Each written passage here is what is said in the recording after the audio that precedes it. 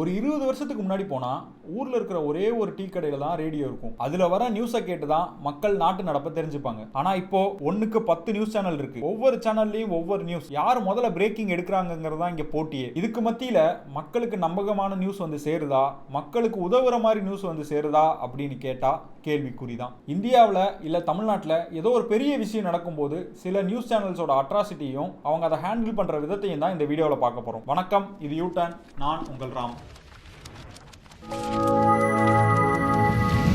இப்ப சமீபத்துல இந்தியா பாகிஸ்தான் இடையே ஒரு போர் சூழல் நிலவுச்சு. அதுக்கப்புறம் ட்ரம்ப் தலையிட்டு பேச்சுவார்த்தை நடத்தி சீஸ்ஃபயரையும் அறிவிச்சாரு. அது வேற கதை, அதுக்குள்ளலாம் நம்ம போக வேண்டாம். ஆனா அந்த போர் சூழல் நடந்த நேரத்துல நியூஸ் சேனல்ஸ் பண்ண அட்ராசிட்டி இருக்கு.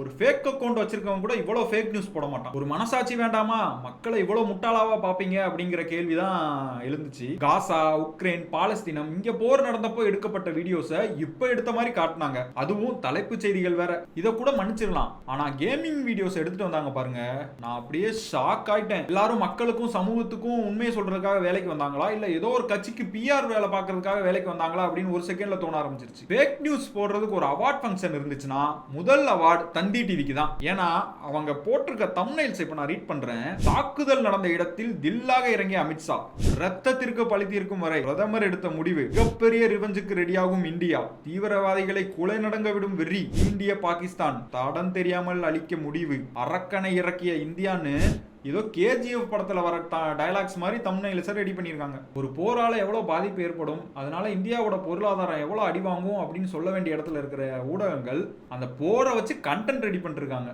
தந்தி மட்டும் இல்ல, புதிய தலைமுறை, நியூஸ் 18, பாலிமர்னு எல்லா சேனல்ஸும் இதைத்தான் பண்ணிட்டு இருக்காங்க. சரி, தமிழ் சேனல்ஸ் தான் அப்படின்னு பார்த்தா நீங்க உங்க ஊர்ல எப்படியோ அதே மாதிரி தான் நாங்களும் எங்க ஊர்ல தெரியலனா 2 பேர்ட்ட கேட்டு தெரிஞ்சுக்கோங்க அப்படின்ற மாதிரி என்டிடிவி, ரிபப்ளிக் போன்ற நேஷனல் சேனல்ஸும் இந்த வேலையை தான் பார்த்துட்டு இருக்காங்க. இதை பத்தி நம்ம ஃபேக்ட் செக் பண்ணும்போது நடிகர் சுந்தரராஜனோட ஃபேமஸ் டயலாக் தான் ஞாபகத்து வந்துச்சு. அதுல ஒன்றும் இல்லை, கீழே போட்டுரு. இப்போதான் இதெல்லாம் ஸ்டார்ட் ஆச்சா அப்படின்னு பார்த்தா இல்லை. நடிகர் விஜய் ஆண்டனியோட மகள் இறந்தப்போ அந்த நியூஸை சேனல்ஸ் எல்லாம் ஹேண்டில் பண்ண விதம் அப்போ வந்து பெரிய பேசும் பொருளாவே ஆச்சு. ஒரு மைனர் வந்து டெத் ஆயிட்டாங்க அப்படின்னா அவங்களோட ஃபேஸை வந்து பிளர் பண்ணிட்டு தான் நியூஸ் போடணும். ஆனா ஃபேஸை பிளர் பண்ணாம போட்டா லைக்ஸ், வியூஸ் எல்லாம் கிடைக்கும்னு ஒரு செல்ஃபிஷ் ரீசனுக்காக அதை பிளர் பண்ணாமலே போட்டாங்க. சரி, நியூஸ் சேனல்ஸ் தான் இப்படின்னு பார்த்தா தன்னைத்தானே நியூஸ் சேனல்ஸ் நினைச்சிட்டு இருக்காங்களா சில யூடியூப் சேனல்ஸ். அவங்களோட அட்ராசிட்டியை சொல்ல வார்த்தைகளே இல்லை. ஒரு 16 வயசு பொண்ணு இறந்திருக்காங்க, அங்க கொஞ்சம் கூட மேனஸே இல்லாம ஆம்புலன்ஸ்குள்ள கேமராவை கொண்டு போறதா இருக்கட்டும், அவங்க கிளாஸ்மேட்டு, அவங்க ஸ்கூல் டீச்சர்ஸ் கிட்ட துரத்தி பேட்டி எடுக்கிறதா இருக்கட்டும், காசுக்காக என்னென்னலாம் பண்ணணுமோ எல்லாமே பண்ணாங்க. ஜேர்னலிஸ்ட்னா ஒரு அறம் வேணும்.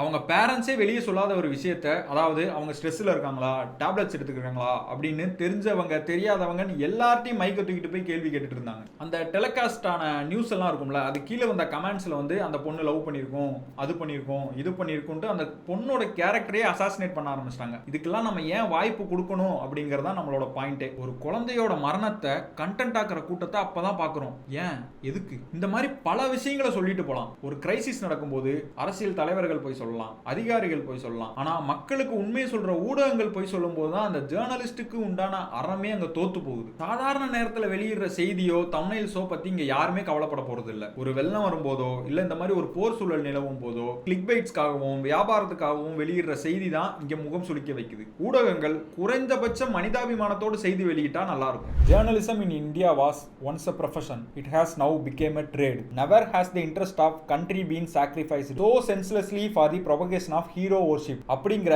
அம்பேத்கர் சொன்ன வார்த்தைகளோட இந்த வீடியோவை முடிக்க விரும்புறேன். தொடர்ந்து யூ-டர்னை ஃபாலோ பண்ணுங்க. நன்றி, வணக்கம்.